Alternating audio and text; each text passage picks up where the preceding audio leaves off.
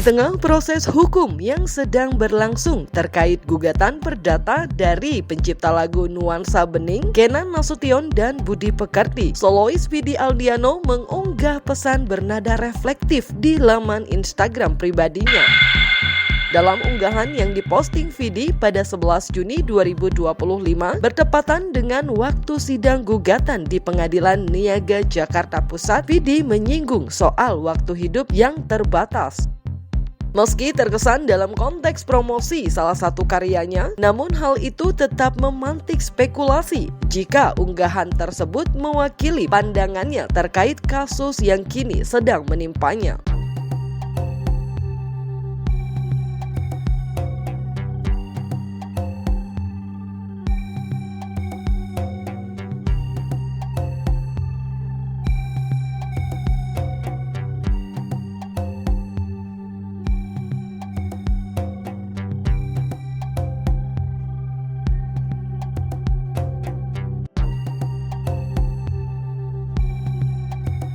Teruntuk hidup yang hanya sementara dan sebentar ini, teruntuk orang-orang terkasih, berharap peluk dan sayang ini bisa tetap kalian jaga selamanya. Pelukmu sementara, hatiku selamanya. Setelah tanpa kejelasan di sidang sebelumnya, akhirnya Vidi Aldiano menunjuk kuasa hukum untuk menghadapi gugatan perdata yang dilayangkan pihak Kenan Nasution.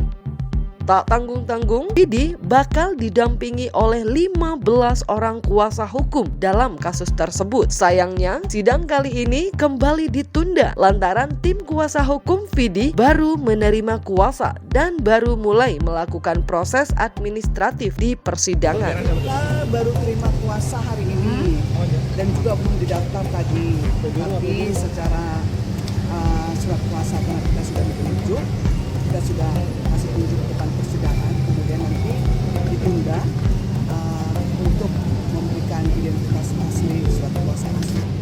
Jadi kita hanya nanti mau daftar surat kuasa, memenuhi persyaratan identitas KTP asli, langsung ada hal yang Ibu saya bagian dari salah seorang dari tim kuasa hukum. Yang akan mendampingi banyak, ada 15 orang.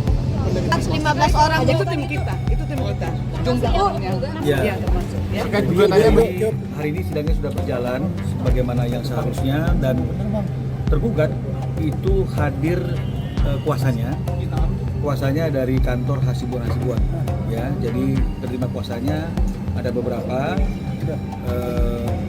hanya saja tadi memang sidang masih belum bisa dilanjutkan ke tahap jawaban akibat secara legal administrasi ada beberapa persyaratan yang masih belum dipenuhi oleh kuasa hukum dari tergugat dari Vidi Aldiano ya. Dan menurut data tadi dalam persidangan, kuasa itu baru diberikan kemarin kalau nggak salah. Baru kemarin tanggal 10 Juni, 1 hari sebelum persidangan, dan setelah diperiksa tadi ada beberapa persyaratan yang belum dilengkapi. Dari pihak tergugat hadir kuasanya 2 orang. Terus kemudian karena kuasa mungkin baru diberikan kemarin, jadi untuk legalitasnya belum terdaftarkan di Pengadilan Negeri Jakarta Pusat kuasanya. Terus kemudian jadi agenda sidang akan dilanjutkan minggu depan tanggal 17 Juni dengan agenda sidang masih memeriksa legalitas dari pihak kuasa hukum tergugat. Sebagaimana diketahui, Kenan Nasution dan Budi Pekerti sebagai pencipta lagu Nuansa Bening menggugat Vidi Aldiano karena dianggap menggunakan lagu tersebut tanpa izin. Dalam beberapa aksi panggungnya sejak tahun 2008. Dalam gugatan tersebut, Kenan Nasution dan Budi Pekerti meminta pertanggungjawaban Vidi atas hal tersebut. Tak tanggung-tanggung, dalam gugatan Kenan Nasution menuntut majelis hakim meminta Vidi membayar 24,5 miliar atas penggunaan lagu Nuansa Bening. Yang kita persoalkan terhadap Vidi adalah Vidi telah menggunakan lagu itu secara komersil ya, di banyak konser selama 2008 sampai 2020-an ya. Kalau menurut manajemennya yang bertemu dengan klien kami, atas dasar informasi yang diberikan oleh klien kami itu mungkin lebih dari 300 pertunjukan langsung ya, di mana lagu Nuansa Bening itu dinyanyikan ya. Namun tidak pernah ada yang namanya itu permintaan izin kepada penciptanya ya. Tidak ada juga hal-hal lain yang dilakukan oleh Vidi terhadap penciptanya. Positifnya. Nah, jadi tidak pernah ada permintaan izin, tidak ada hal-hal yang artinya itu yang menghargai bahwa memang karya cipta itu adalah suatu karya yang melekat kepada penciptanya. Ya, persoalannya begini.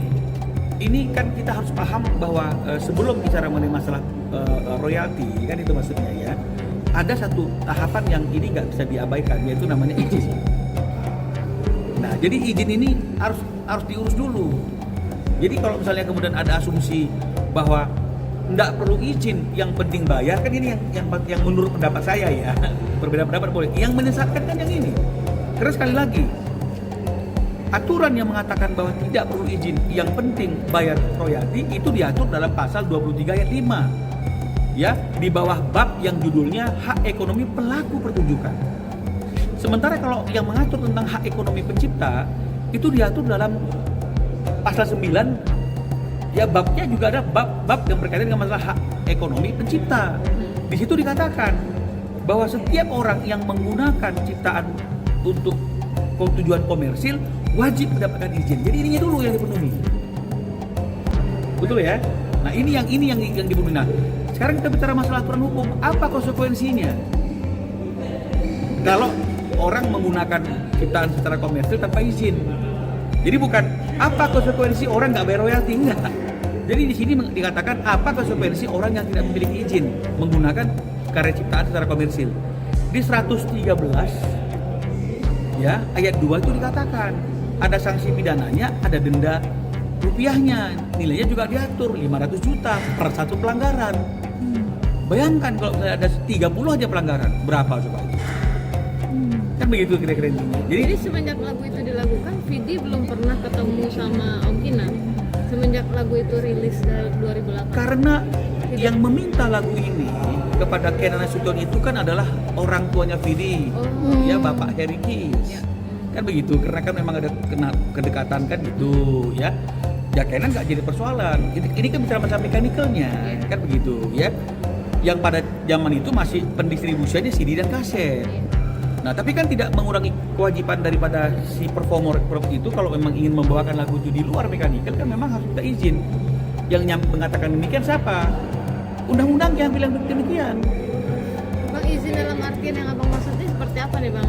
Kalau misalnya Pak saya mau nyanyiin lagu kan orang tuanya sudah Begini Mbak, begini Mbak. teknisnya seperti apa ya? Itu direkam Mbak, itu lah mekanikal. Produser itu ya, ketika ada penyanyi, ada pencipta, dia minta lagunya ini untuk direkam, Mbak direkam, ini kan mekanikal namanya Mbak.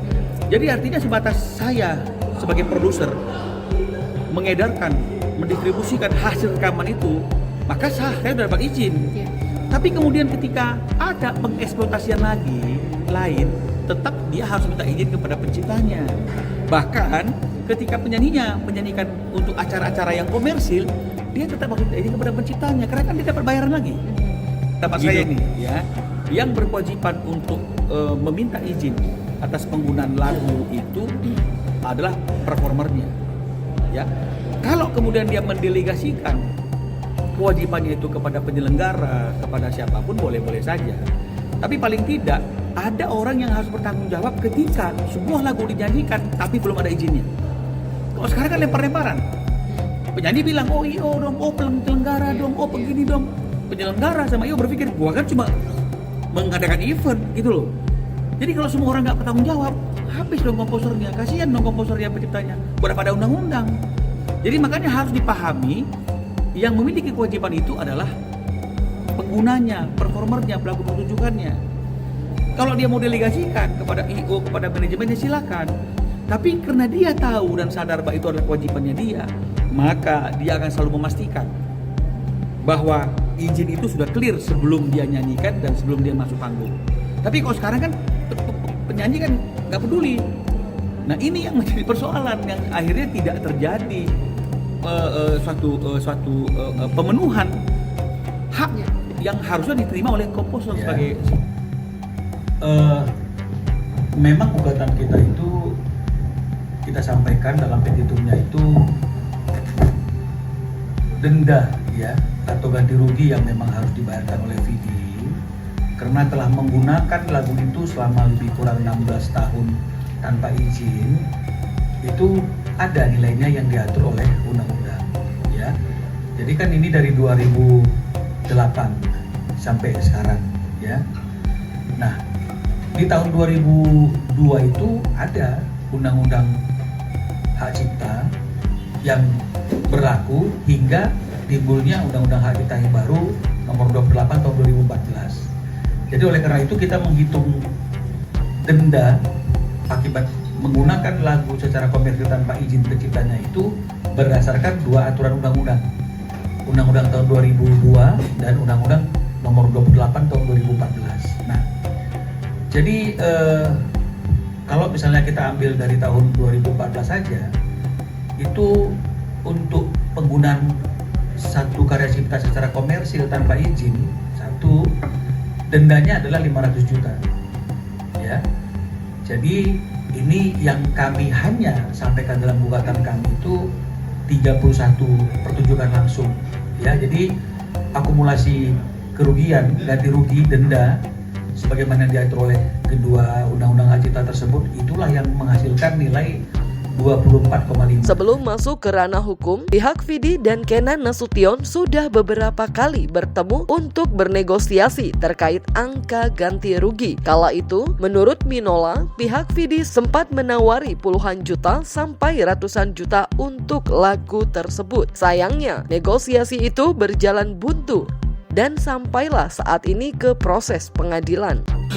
Kalau misalnya dilihat dari aturan undang-undangannya itu kan bisa puluhan M ya. Tapi Puluhan artinya kalau tengok dari undang-undangnya dendanya, tapi artinya adalah nilai yang tidak hanya ratusan juta. Ya yang penting miliar lah, tidak sampai puluhan lah. Yang penting patut lah. Ya karena kan ada dua pencipta di sini yang sama-sama udah tua gitu loh. Sementara kan 16 tahun eksploitasinya, saya kira wajar juga lah. Karena kan uang zaman sekarang ini kan dengan situasi ekonomi hari ini kan itu kan bilangannya gede, miliar, ratusan, tapi kalau digunakan juga kita tahu kan itu sekarang nggak akan ada artinya lagi kan dibandingkan dengan mata uang kita di tahun-tahun yang sebelum. Bukan cuma tuntutan ganti rugi yang mencapai angka fantastis, pihak Kenan Nasution dan Budi Pekerti juga mengajukan permohonan penyitaan rumah Vidi Aldiano yang ada di kawasan Cilandak, Jakarta Selatan jika yang bersangkutan tidak mengindahkan keputusan pengadilan nantinya. Nah, terkait dengan mengenai masalah rumah adalah lumrah dalam suatu gugatan untuk menjamin kepastian bahwa gugatan itu ketika dikabulkan, tergugat akan melaksanakan kewajibannya sebagaimana yang ditentukan oleh putusan tersebut, membayar kewajibannya itu ketika kita minta agar ada sita jaminan kepada kekayaan atas kekayaan daripada tergugat itu. Karena kalau misalnya kemudian kita tidak meminta ada sita jaminan, berarti kita hanya mengharapkan etikat baiknya dia. Ketika dia nggak punya etikat baik, kita tidak bisa melakukan eksekusi. Putusan kita jadi putusan banci, namanya putusan yang non eksekutorial, putusan yang tidak bisa dieksekusi karena nggak ada apa-apa yang kita minta. Jadi kita hanya berdoa saja semoga tergugat mau, gitu ya. Nah, jadi oleh karena itu kita minta agar untuk menjamin kepastian tergugat untuk membayarkan kewajibannya kepada penggugat jika pengadilan niaga mengabulkan gugatan kami, maka kami minta jaminannya adalah rumah ini. Sehingga akhirnya ini membuat putusan itu menjadi putusan yang sifatnya eksekutorial, bisa dieksekusi, bukan non eksekutorial. Oke, ya. Lantas, seperti apa penampakan rumah Vidi yang terancam disita? Berikut gambarannya dan pendapat salah satu tetangga Vidi Aldiano mendengar gugatan yang dilayangkan pihak Kenan Nasution dan Budi Pekerti.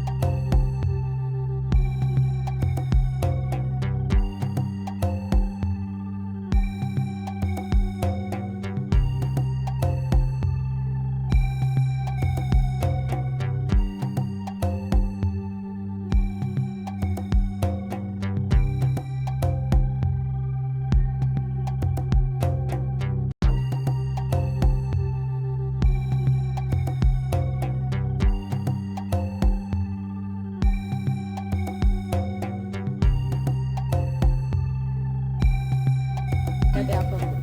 Kalau Vidiano itu orangnya baik.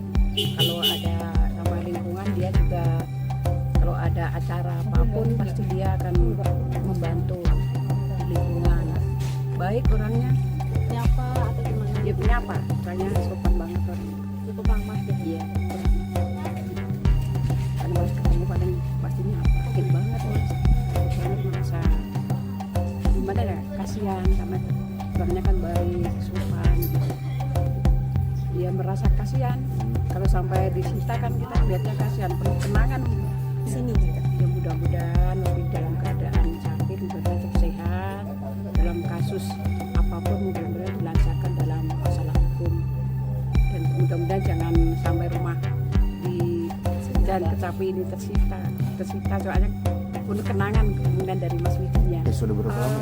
Kalau nggak salah ya bisa 4 tahun 5 tahunan mungkin ya di sini dari waktu sebelum menikah jadi. Oh sebelum dari menikah sini, ya. sudah. Ya udah nempatin rumah mungkin Tapi- saya pribadi sebagai tetangga di sini dia orangnya baik ya walaupun memang mungkin kesibukan atau banyak aktivitasnya Vidi sendiri jarang ya kalau untuk berinteraksi tapi pasti kalau tidak sengaja ketemu atau apa ya ada tegur sapa kita senyum atau apa dan kalau ada event kayak masa lebaran atau apa dia juga sering kok kasih sesuatu untuk sebagai ya ucapan Idul Fitri atau Iya. apa itu baik sih nggak ada masalah apa-apa ya kaget juga sih ya kalau dengar ini apalagi beritanya ada jaminan penyitaan rumah. Nah itu kaget sih cuman nggak tahu masih seberapa dalamnya atau apa ya masih lihat berita-berita aja saya kebetulan suka agak ngikutin berita media kalau bisa ya sebenarnya sih damai atau jalan tengah ya karena ngelihat gugatannya juga lumayan juga ya gitu maksudnya karena memang lihatnya dari belakang ya berapa belas tahun kayaknya Yeah. makanya nilai nominalnya lumayan besar begitu karena memang yang sebenarnya nggak video doang emang ini lagi Iya lagi. ya semua ya mungkin gara-gara waktu Agnes atau apa nih jadi Iya ya, dari. kayak gitu sih.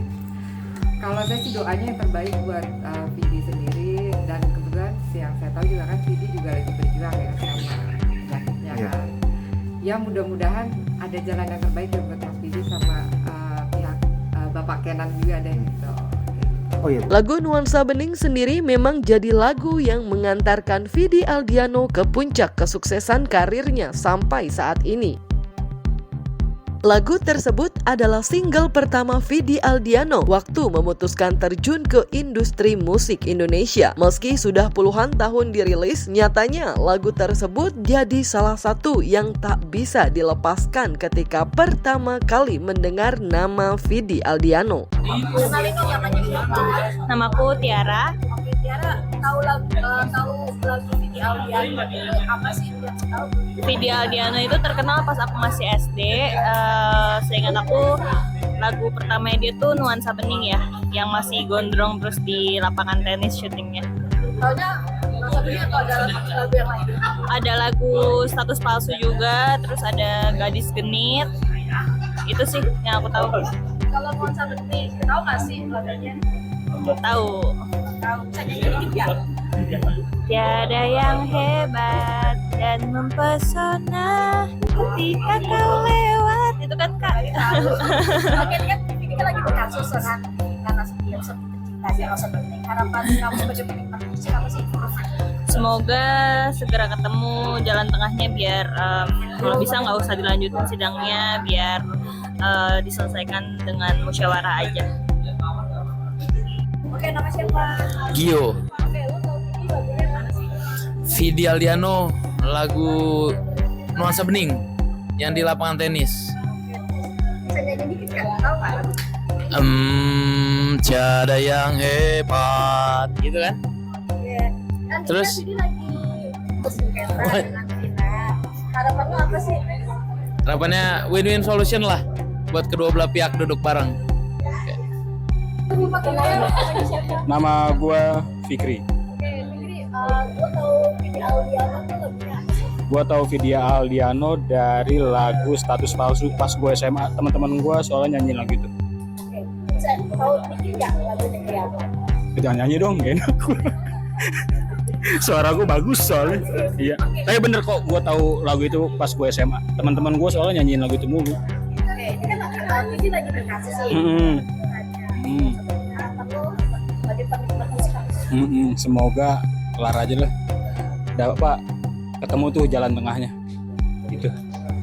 Kini, saat lagu yang membesarkan namanya itu jadi sengketa hukum, Vidi Aldiano secara mengejutkan menghapus lagu Nuansa Bening dari daftar lagunya di salah satu platform musik digital. Untuk hal itu, Minola Sembayang memberikan tanggapannya. Ia menegaskan jika hal itu sama sekali tak mempengaruhi proses hukum yang sudah berjalan. Lo nggak jadi persoalan. Artinya begini, kalau kemudian misalnya dia merasa benar, ngapain di take down dari Spotify? Kalau ketika dia mengupload lagu itu di Spotify, dia merasa memiliki kewenangan yang layak secara undang-undang, kenapa masih dicabut? Kenapa masih di take down? Gunakan aja terus. Itu yang pertama.